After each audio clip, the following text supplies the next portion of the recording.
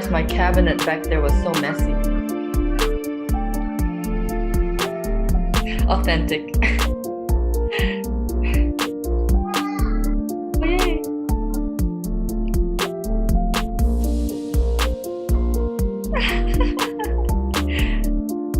Everyone's in their pajamas now.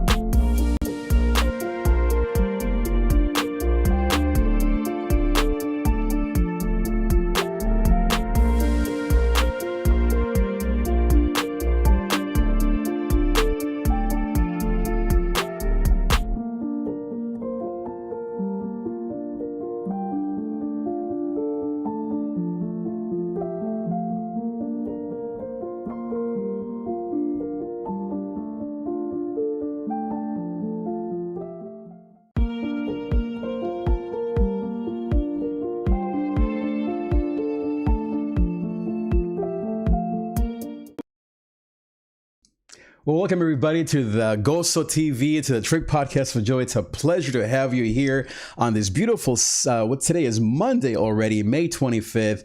Happy Memorial Day weekend, by the way. I hope that you're out there enjoying your barbecues, enjoying your family. I know that we're all quarantined and it's a very different time of the year.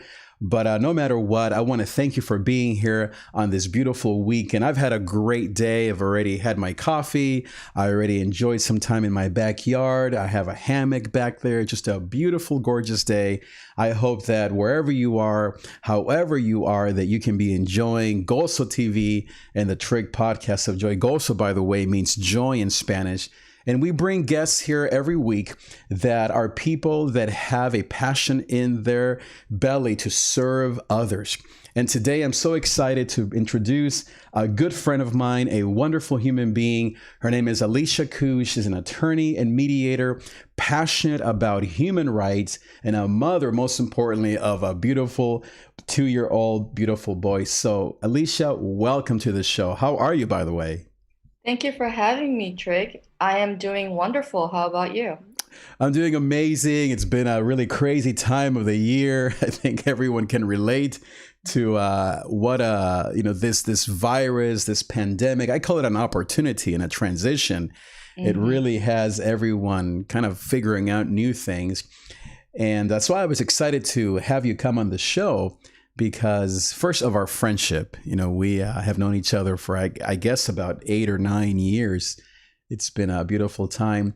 But I think second, because as I mentioned, our audience wants to know that people are still caring out there, that not everyone is mad at the government or mad at something, that even though there is pain in the night, that, as I like to say here, Goso, or joy, comes in the morning. Gozo. That's right. So I wanted to ask you, ALICIA, just a little bit about maybe the backstory, a little bit of first of what you do and what is it that you're passionate about, and to kind of introduce yourself to the audience. So give us a little bit of your backstory, if you would.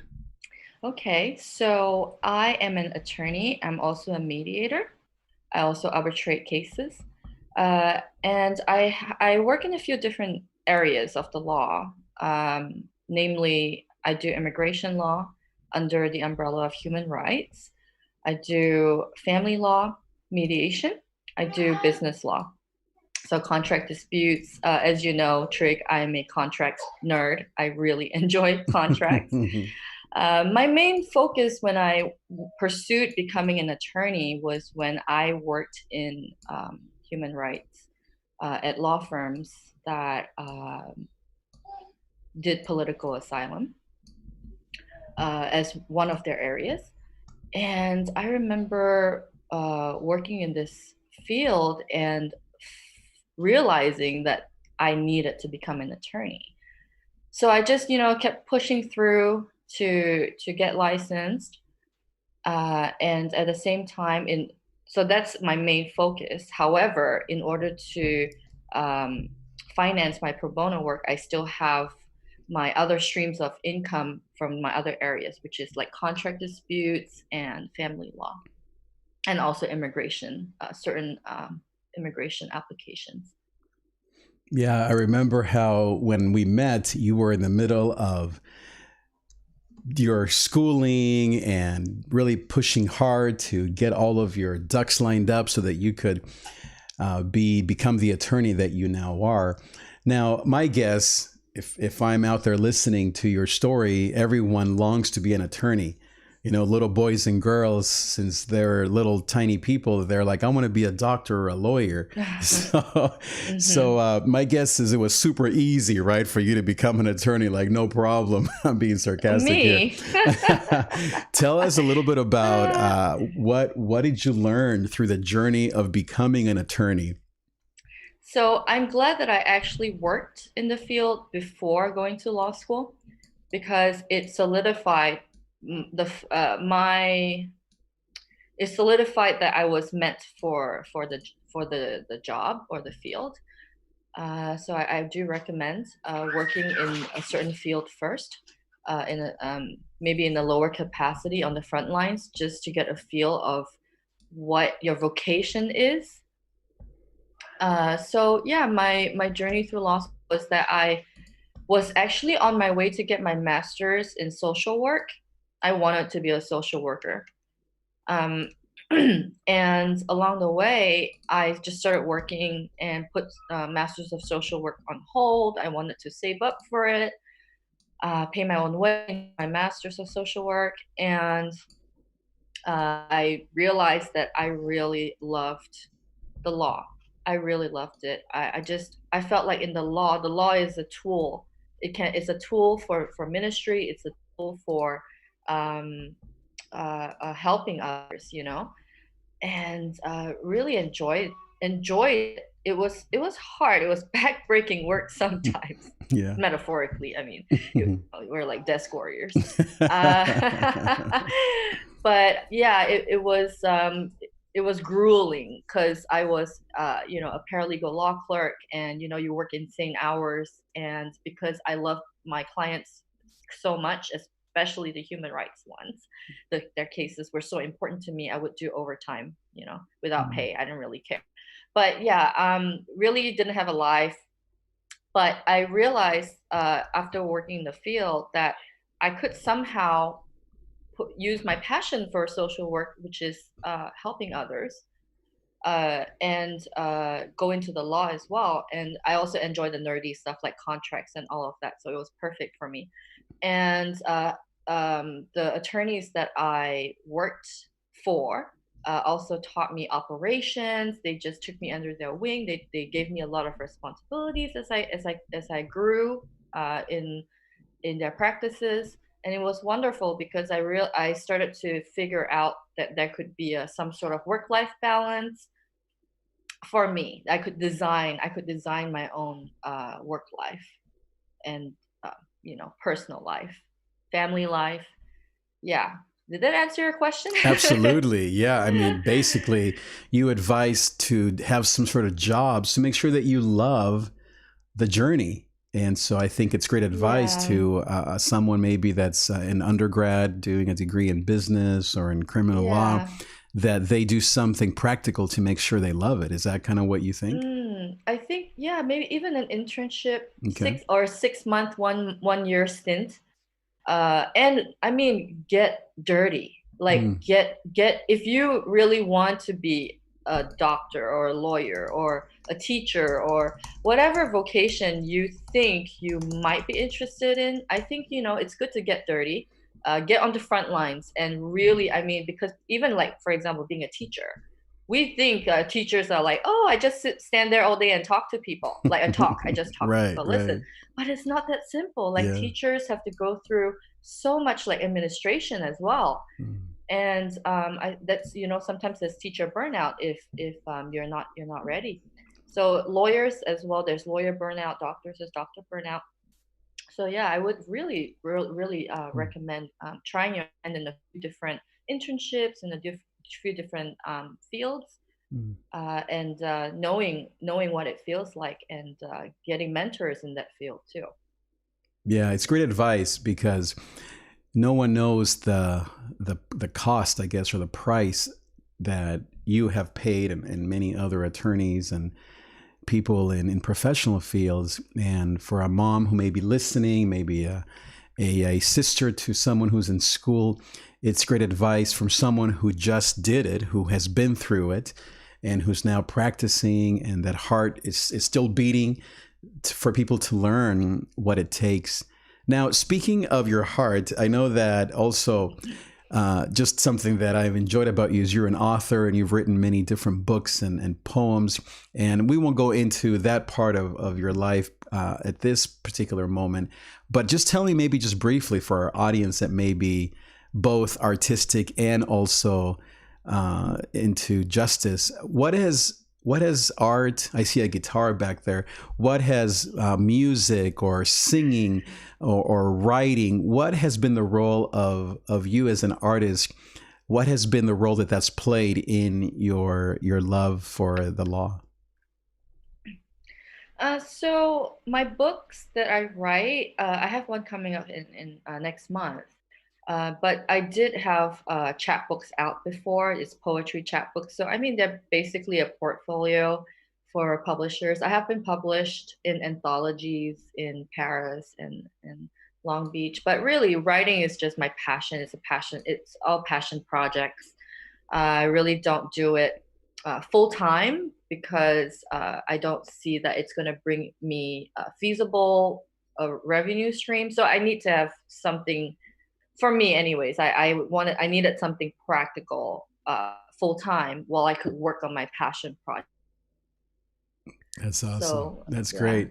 as if I think it's important to produce your art because that's how you were designed. I mean, if you're a creative, you love to write, paint, sing, play instruments, produce music. I mean, I think it's very important for the soul to to let these up, because also how we express our emotions and express ourselves to the world and things like that. So I Yeah. could go on and on forever Oh about yeah. No, I know writing. So that we're passionate about that. And I love talking about the art of the justice person because even from the Bible you have, of course, Jesus being a carpenter, and yet he was a savior of the world. You had David, who was the chief, the commander in chief of maybe the biggest army of his time, who was a psalmist. And so I always love the combination of justice and grace, because I definitely. think it touches that passion that we have in us. Now, speaking of passion, let's talk about practical things now. By the way, I want to invite and encourage our viewers right now. We are live on 6, 7 different platforms. If you have a question for our attorney and mediator, Alicia, whether it's in terms of education or in terms of an actual case, feel free to leave that comment. We have a live chat here on the screen that you can see your questions, and then I'll pass them on to Alicia. But I wanted to ask you, Alicia, in terms of what we're seeing right now with this pandemic or this opportunity, this transition, some people have noticed that there's been an increase in violence. What, in your office, in your practice, what are you seeing are the unique cases or challenges of this particular season? Okay, so domestic violence is I'm an advocate. I'm a survivor advocate, and I'm also it's called trauma informed. I'm trauma informed. I know what I I know what domestic violence is. Mhm. Been in some relationships. So it, during the pandemic, everyone is stuck at home. And if there was domestic violence prior to the pandemic lockdown, a lot of families have seen it escalate dramatically. And it's funny that you mentioned domestic violence because just yesterday, while I was on a work call, there was uh, screaming happening. Someone was being whipped with a belt, and just curling, screaming in my area. Mm. And we had to go investigate, and I was like, I know what this sounds like. I've heard it before. And so yeah, it's real and it's happening. And I wish I knew who, where, because then I could somehow help out with the authorities and things like that. But we don't know where it came from. But I definitely have my eyes and ears out with the neighbors and everything to hopefully, because this is going to sound okay. Trigger warning. This is going to sound a little graphic, but sometimes when a survivor is uh, too much, a person, any human, they can pass out. So that's what happened yesterday, because we heard screaming, the beating, and then complete silence. So I think that's what happened. Okay, so I've worked with survivors a lot, and was your question what I think Yeah, what are you should be done? noticing out there, and what can people Okay, do? Yes. so as a mediator, I'm a trauma-informed mediator. I would say if you're contemplating an escape, if you're in that situation right now, of course, like call 911 if you're in danger, you know, don't dismiss yourself. However, if you're in more of like a psychological abuse, it's not like a immediate physical danger. You're just in fear all the time, and it's wrong, and you want out. I strongly advise actually having something I call an exit strategy. It's very important, and it could take some people, a month, a few months. It could take some people a few years. I really hope as little time as possible. Definitely, if someone is going through this, I hope you get your exit strategy going with as little time as possible. However, I also understand that because of emotional abuse and things like that, and also financial abuse is very where you could take some time to get savings together to find a safe place to go. Maybe you need a shelter. Maybe you have kids. It's very difficult, and I completely understand. So my job, when I do encounter as a family law attorney and mediator, it's one of the areas I practice. When I do encounter people in domestic violence and also in the immigrant community, huge in the immigrant community. I filed VAWA cases before in the work that I've done, which is violence against women, which we can talk about more later. But VAWA is not very well known. And yeah, so working with these survivors is not just women, overwhelmingly women that I work with, but there are some men.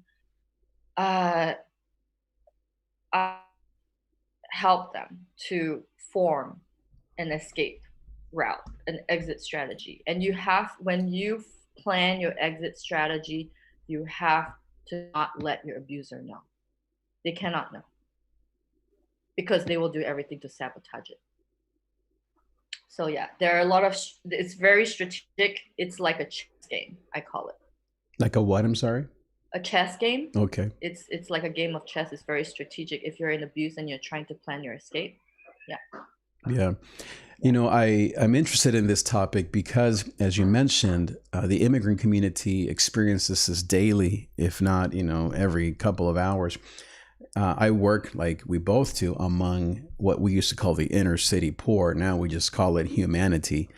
And so I hear cases both through different leadership teams as well as just from neighbors and friends of just those glimpses into that woman who comes out of the house with a black eye and the husband's like, hushing her away to get back in the house. When we go visit people, just even randomly, we walk around the neighborhood. And of course, we have to report that, and we have to follow a certain protocol as clergy. And some of the challenges that we have faced is that people are afraid to call the cops because of immigrant status, Yes. because of financial worry, because of the cops won't do anything unless the wife files or does, I don't know what the legal terms would be. And so the wife or the woman will not report the husband, because then her income will be lost. He's providing income, and so the kids may suffer. And so maybe this is a good place to talk about what you mentioned in terms of violence against women. What have you learned in terms of this anomaly, or not an anomaly, but this crisis, and what can women do when caught between doing the right thing and yet other fears that they may have? It's such a complex thing because abuse is not just physical. Um, Sometimes there is psychological and emotional abuse Mm-hmm. um, that doesn't leave marks, physical marks, and that's why the person that is going through it isn't taken seriously. Mm-hmm. That's a very really really tough one, but uh, it really helps when if you have a trauma informed attorney or trauma informed mediator who says, I believe you, because no one believes them. I've had I've had cases where the person is wealthy, very wealthy, and everyone says, but you guys are rich. How can there be any abuse? Mm-hmm. You know? Wow. And it sucks because just, there's no correlation. It doesn't mean that someone's socioeconomic status makes them more or less likely to be an abuser or to be, abused. Mm. So, yeah. Yeah. Now let's switch gears a little bit, and I guess maybe to pause on that, I do want to say that if anybody out there in this audience who may be watching this live or after the fact on the replay, we will give Alicia's links at the end of this show so that you can reach out to her and for a consultation and discuss with her your particular need and case. So, but switching gears a little bit, Alicia, in terms of what immigration is such a hot topic. I think it'll be for the rest of humanity, right? What have you noticed, whether it's right now or the last 4 years, or maybe as we come into a new election season and maybe the next 4 years, whether it's Trump or whether it's Biden, and maybe even regardless of politics, what are you seeing coming up next for immigrants? Are there any good news in the horizon? Ay. I know. Sorry to open that Pandora's box, but it's what people are thinking It about. had to be done. It had to be done. Yeah. I do work in the field. Yeah. I don't even know where to start, Trick. What could happen? What is the best case scenario? What's the status quo right now? So let me just say, first and foremost, immigrants are not rats. Yeah. Humans. Yeah. We're all humans. It's messed up.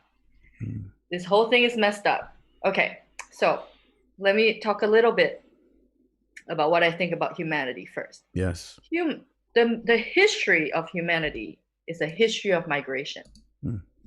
Because we live on this earth together and we all build something together, and it's very simple. We are human. So there are tactics that are being done that dehumanize a population, very similar to the Holocaust. The initial stages of the Holocaust. There's a great human rights researcher and professor who did the 9 stages of genocide. He researched all the genocides in the world, and we're in like the 5th or 6th stage. 5th or 6th stage. Dehumanization. Villainization.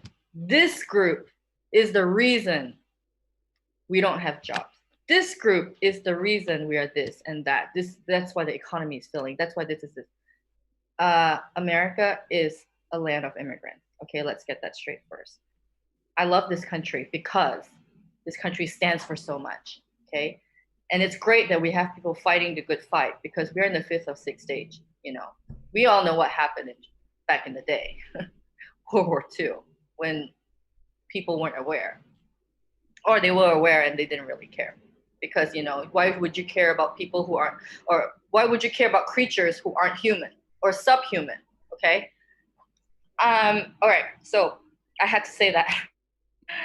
It's really, it just really, I can't handle when I see a population, a group of people being dehumanized. Okay, I can't handle it. All right. Now, next, politics. Just rewind to everything I just said earlier, and that's what I'm gonna say about politics. Yep. It has to be said. Not naming names, just saying. I think there are some great immigration attorneys that are fighting the good fight too. And of course, everything needs to be reasonable. Everything needs to be reasonable. We don't excuse anyone if there are crimes being committed, obviously, just like any person. This is just, we're all reasonable. Come on. No one gets a free pass. I see that in my work all the time. Like, you don't get people just don't, no one gets a free pass, even if you're not an immigrant. No one should. When it comes to, if you've like a violent crime, any sort of, things that hurt people. So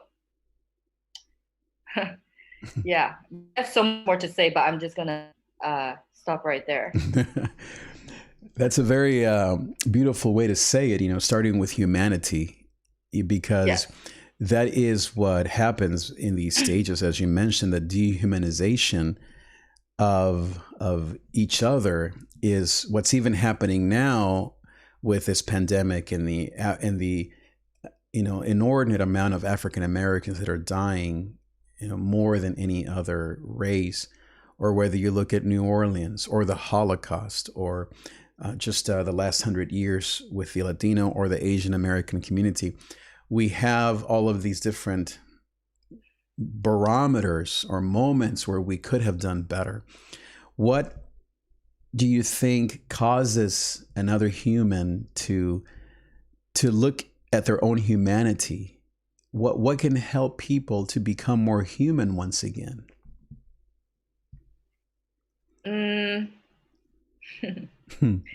There's some movies. Okay, like well, Amistad, American History X. There you go. The Boy in Striped Pajamas. Okay.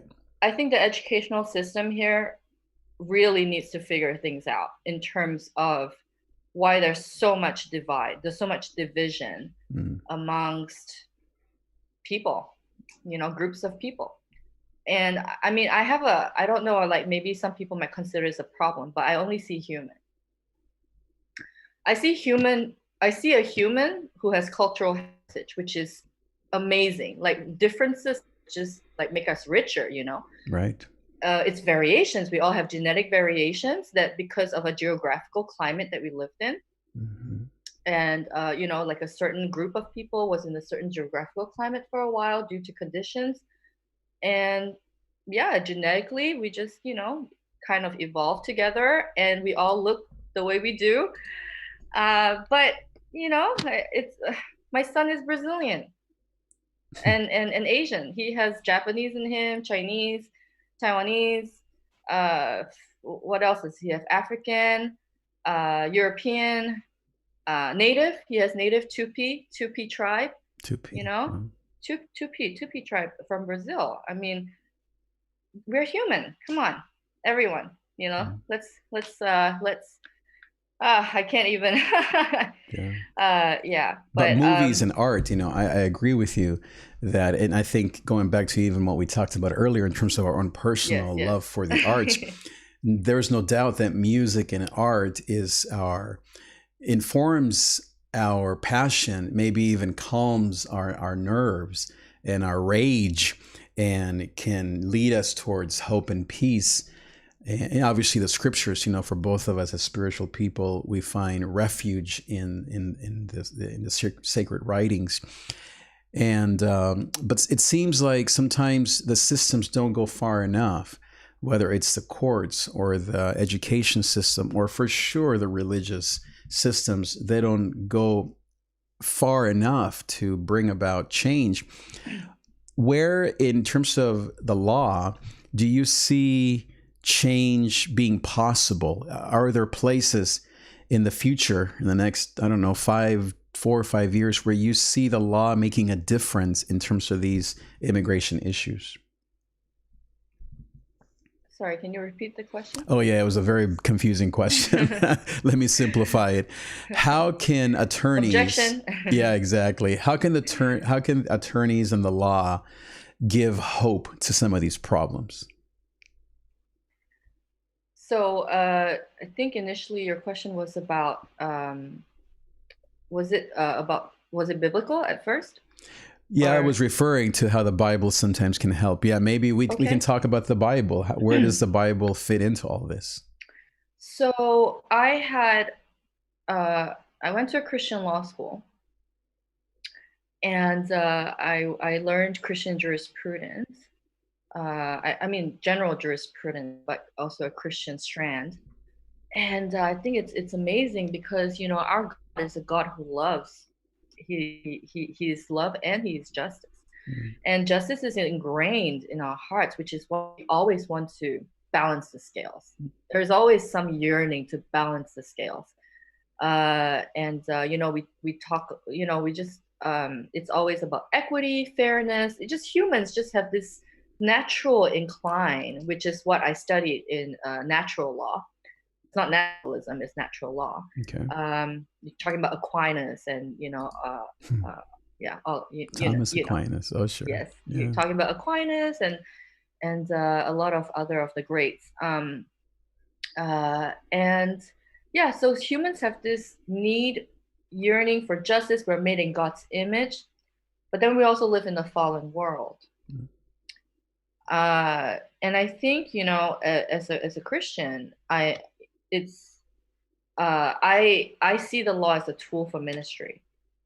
It can be used. The law is something that used to oppress, persecute, or it can be used to vindicate. So it's a double-edged sword. I also think the law is written on man's hearts, and the legal field. I do see hope in the legal field. I think there's always hope. Wow.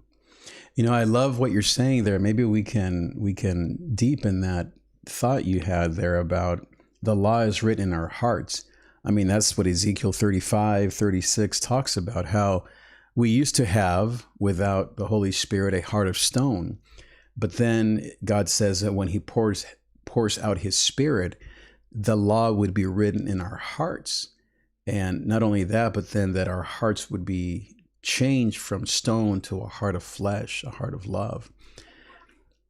What role, you went to a Christian law school. Obviously, I'm a pastor. We both love Jesus. We're people of faith. What role do you think Jesus, or I guess the secular person would call it spirituality, has in, what role does spirit and faith have in justice? What can people do that aren't attorneys, that aren't clergy, to pray for justice? Is it about prayer? What can people do? I mean, we believe in prayer, Yeah, as Christians. of course. But at the same, do you also enjoy, or do you support, or do you support things like what do they call those when people peacefully protest, and social disobedience? What do you think is the role of some of those things? I mean, that's a very big topic, Trick. Yeah. It's huge. Yeah. Let me make it really simple, maybe to simplify it. For example, when I lived in Colorado for 3-4 years, I was a part of this almost like an underground movement of clergy and some agnostics, some anarchists, and we'd go outside of the ICE detention centers and protest. And, people would honk either in support, some against.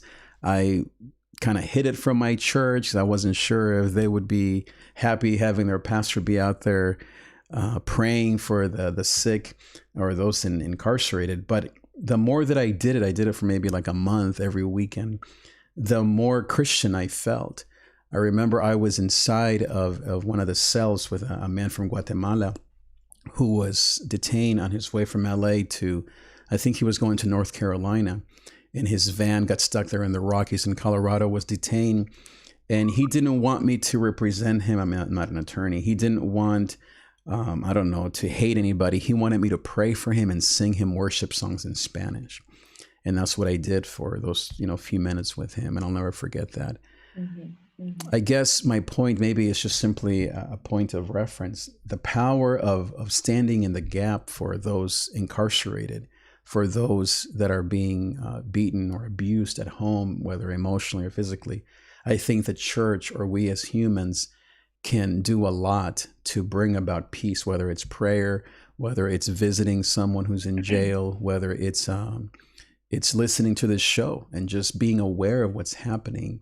And maybe it's just simply a point of comment on the power of prayer and of being spiritual people in these situations. Yeah, I think if someone is being led to do humanitarian work or activities, like you're saying you're doing peaceful protests and activism, basically. Right.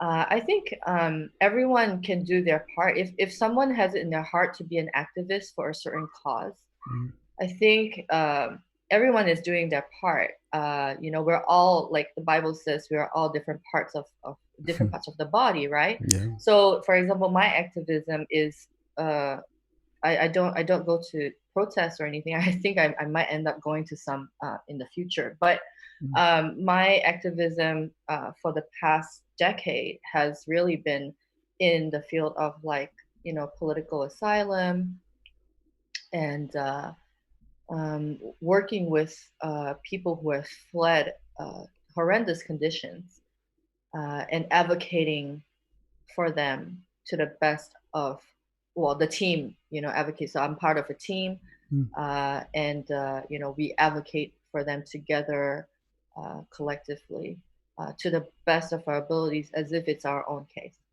Love your neighbor as yourself. Yeah. Wow. What a beautiful thing, to maybe even wrap up a little bit of our conversation on this. It is a complex topic, and I think we've just begun to scratch the surface on this. I do want to just go to the comments here. We do have 4 people here online watching us live. So I want to say thank you to those who are watching us live. We have here Arcelio Hernandez, my dear friend. He is watching us live from Costa Rica in Central America. And I believe he's also an attorney at law. So we're thankful for this connection that we have here via Zoom and via all these different platforms. But maybe as a way to wrap up, Alicia, what would you say is the best way for people to get a hold of you? How can people reach out to you? What is it that, what are your services that you provide for people if they want to reach out to you? So the Law and Mediation Office of ALICIA KHOO. I am on Facebook as Ali the Lawyer, on Instagram as Ali the Lawyer, and you can find me there. You can also find me on AVVO, AVVO. Okay. And there are various platforms, but you can also look for me through Trig. Yes. Direct connection. That's right. You guys can come and check out this show. And as I said, we're going to put all of Alicia's links at the bottom of this episode so that you can follow her on Instagram and Facebook, and you can message her and reach out and see what connection can be made. I think just in closing, Alicia, I just want to, again, not just thank you for our friendship and your work, but I just want to acknowledge your humanity, that you are someone who has overcome and whose heart continues to beat for those in need, for the humanity around you. And not only is that your job, but it's really your life. I mean, from who you are to your family, to your beautiful boy, to all the things that you mentioned. I was specifically and especially touched by your statement of the value of the human being and how really it all starts with humanity. And I think that, it challenges me because I'm in a very diverse church where we have about 6 different nationalities and 3 different languages. And even for us clergy people and people of faith, pastors, we constantly have to go back to the scriptures to love one another. And to Amos, where it says, let justice roll like a river. And I'm encouraged by what you're doing because you're doing the same thing. And I know that a lot of our viewers who may be watching this live or who may be watching this on the replay can relate to that. Do you have any final words of encouragement to our audience who may be watching? So as you know, there is a lot of anti-Asian racism now because of COVID. And it's terrifying, actually. So I created a task force for the Asian diaspora in the UK, Europe, Australia, and the US. It's called the Asian Alliance Buddy System. So we coordinate and help people out if they feel vulnerable and are afraid to walk their dog, or they need someone to walk with them. Yes. So if anyone needs anything, contact me if you want to be part of the buddy system. And there are people who care. And I would say, let's all love one another. It's wonderful. I want to read another comment here from another good friend. He's from Puerto Rico, and Omar Colon, and he left a comment here. Says, Alicia, God bless you. May the power of his love be in you. I think that's a wonderful prayer. Thank you. I love that. Thank you so much. God bless you too. Yeah, we have over 15 people suddenly. They just came on live. So if you are coming in just here at this moment, we want to welcome you. And I want to encourage you to, as soon as this live is over, to go back. The replay will be on all these platforms for the next weeks and months. And so we want to encourage you, if you are watching this live or after the replay, to go to the bottom of this video and click on all the links so that you can get in touch with Alicia. Alicia, as you know, you're a beautiful friend. We have shared so much. I love your art, your music, now your beautiful family, and of course, your passion to serve. Thank you so much for being here. Thank you for having me, Trig. I love everything you stand for as well. Thank you. And to all of our viewers, make sure that you share this broadcast with your friends. Make sure that you go out there, whether you are on Facebook, on YouTube, on Instagram Live, and subscribe to this channel. Share this broadcast with your friends. Let everyone know that there is hope and there are people like Alicia that are here to stand with you as we all seek the love of God. Thank you for being here, and I will see you next time.